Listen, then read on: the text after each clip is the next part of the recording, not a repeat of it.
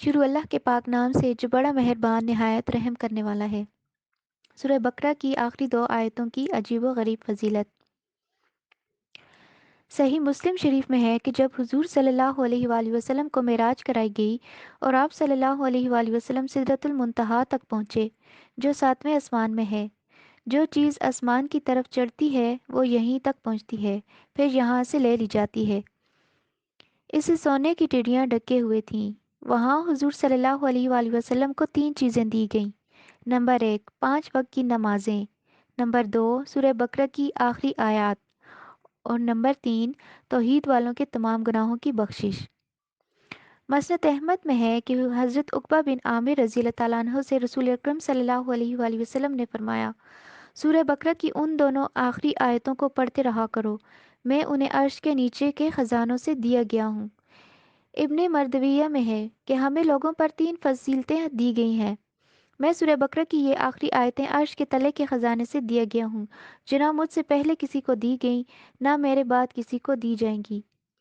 حضرت علی رضی اللہ تعالیٰ عنہ فرماتے ہیں، میں نہیں جانتا کہ اسلام کے جاننے والوں میں سے کوئی شخص آیت الکرسی اور سورہ بقرہ کی آخری آیتیں پڑھے بغیر سو جائے۔ یہ وہ خزانے ہیں جو تمہارے نبی صلی اللہ علیہ وآلہ وسلم عرش تلے کے خزانے سے دیے گئے ہیں۔ ترمذی کی حدیث میں ہے کہ اللہ تعالیٰ نے آسمان و زمین کو پیدا کرنے سے 2000 برس پہلے ایک کتاب لکھی، جس میں سے 2 آیتیں اتار کر سورہ بقرہ ختم کی۔ جس گھر میں یہ 3 راتوں تک پڑھی جائیں اس گھر کے قریب بھی شیطان نہیں جا سکتا۔ امام ترمذی رحمۃ اللہ علیہ اسے غریب بتلاتے ہیں، لیکن حاکم اپنی مستدرک میں اسے صحیح کہتے ہیں۔ ابن مردویہ میں ہے کہ جب حضور صلی اللہ علیہ وآلہ وسلم سورہ بقرہ کا خاتمہ اور آیت الکرسی پڑھتے تو ہنس دیتے اور فرماتے کہ یہ دونوں رحمان کے عرش تلے کا خزانہ ہیں۔ اور جب آیت من یعمل سوءا یجز بہ سورہ نساء آیت نمبر 123 اور آیت وَأَن لَّيْسَ لِلْإِنسَانِ إِلَّا مَا سَعَىٰ وَأَنَّ سَعْيَهُ سَوْفَ يُرَىٰ ثُمَّ يُجْزَاهُ الْجَزَاءَ الْأَوْفَىٰ سورہ نجم آیت نمبر 29 سے 41 پڑھتے زبان سے اِنَّ للہ نکل جاتا اور سست ہو جاتے۔ ابن مردویہ میں ہے کہ مجھے سورہ فاتحہ اور سورہ بقرہ کی آخر کی آیتیں عرش کے نیچے سے دی گئی ہیں۔ حدیث میں ہے کہ ہم حضور اکرم صلی اللہ علیہ وسلم کے پاس بیٹھے ہوئے تھے، حضرت جبرائیل امین علیہ السلام بھی تھے کہ اچانک ایک دہشت ناک بہت بڑے دھماکے کی آواز آسمان سے آئی۔ حضرت جبرائیل امین علیہ السلام نے اوپر کو آنکھیں اٹھائیں اور فرمایا کہ آسمان کا یہ وہ دروازہ کھلا ہے جو آج تک کبھی نہیں کھلا تھا۔ اس سے ایک فرشتہ اترا۔ اس نے حضرت صلی اللہ علیہ وآلہ وسلم سے کہا، آپ خوش ہو جائیے، آپ کو وہ 2 نور دیے گئے ہیں جو آپ سے پہلے کسی نبی کو نہیں دیے گئے۔ سورہ فاتحہ اور سورہ بقرہ کی آخری آیتیں، ان میں سے ایک ایک حرف پر آپ کو نور دیا جائے گا۔ بس یہ 10 حدیثیں ان مبارک آیتوں کی فضیلت میں ہیں۔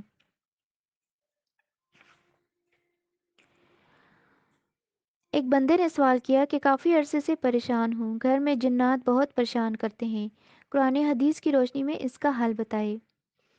تو اس کے جواب میں کچھ حدیثیں بیان کی گئیں۔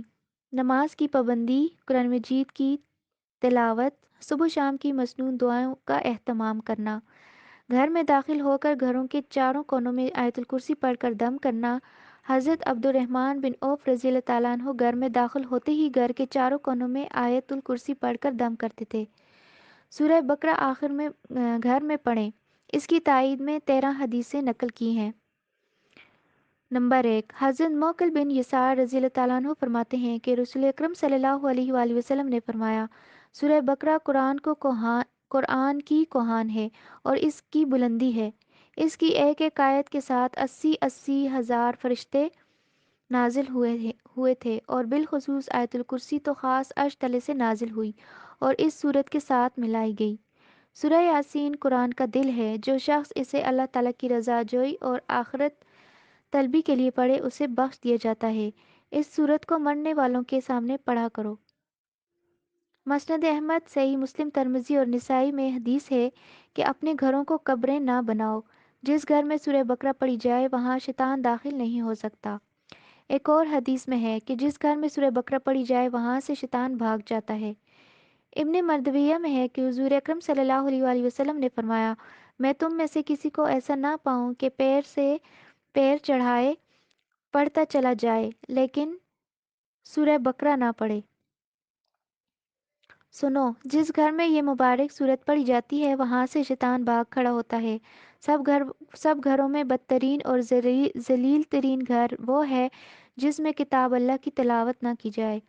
مسند مسنداری میں حضرت ابن مسعود رضی اللہ تعالیٰ عنہ سے روایت ہے کہ جس گھر میں سورہ بقرہ پڑھی جائے اس گھر سے شیطان گوز مارتا ہوا بھاگ جاتا ہے۔ ہر گھر کی اونچائی ہوتی ہے اور قرآن کی اونچائی سورہ بقرہ ہے۔ ہر چیز کا لباب ہوتا ہے اور قرآن کا لباب مفصل کی صورتیں ہیں۔ حضرت عبداللہ بن مسعود رضی اللہ تعالیٰ عنہ کا فرمان ہے کہ جو شخص سورہ بقرہ کی 4 پہلی آیتیں اور آیت الکرسی اور 2 آیتیں اس کے بعد کی اور 3 آیتیں سب سے آخر کی، یہ جملہ 10 آیتیں رات کے پڑھتے وقت پڑھ لے، اس گھر میں شیطان اس رات نہیں جا سکتا اور اس کے گھر والوں کو اس دن شیطان یا کوئی اور بری چیز نہیں ستاتی۔ یہ آیتیں مجنون پر پڑھی جائیں تو اس کا دیوانہ پن بھی دور ہوتا جائے گا۔ حضور صلی اللہ علیہ وسلم فرماتے ہیں، جس طرح ہر چیز کی بلندی ہوتی ہے، قرآن کی بلندی سورہ بقرہ ہے۔ جو شخص رات کے وقت اسے اپنے گھر میں پڑھے 3 راتوں تک شیطان اس گھر میں نہیں جا سکتا، اور دن کو اگر گھر میں پڑھے تو 3 دن تک شیطان اس کے گھر میں داخل نہیں ہو سکتا۔